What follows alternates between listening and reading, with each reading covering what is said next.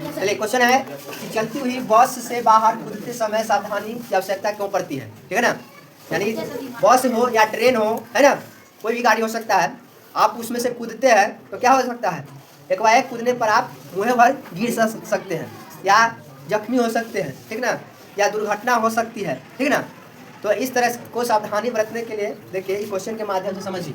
तो चलती हुई बस से बाहर कूदते समय सावधानी की आवश्यकता क्यों पड़ती है। तो चलती हुई बस में सवार व्यक्ति भी गलती की अवस्था में रहता है।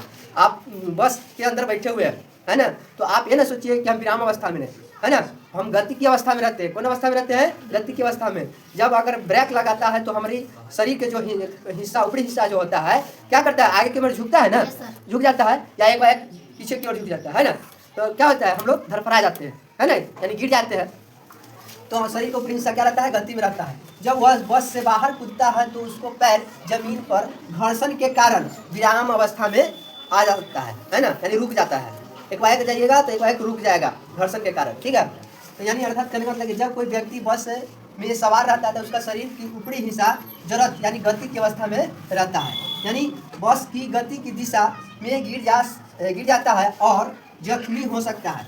अगर एक बार कूदिएगा बाहर तो हो सकता है आप दुर्घटना हो सकता है, जख्म भी हो सकता है, मुंह कान फूट भी सकता है, ठीक है ना।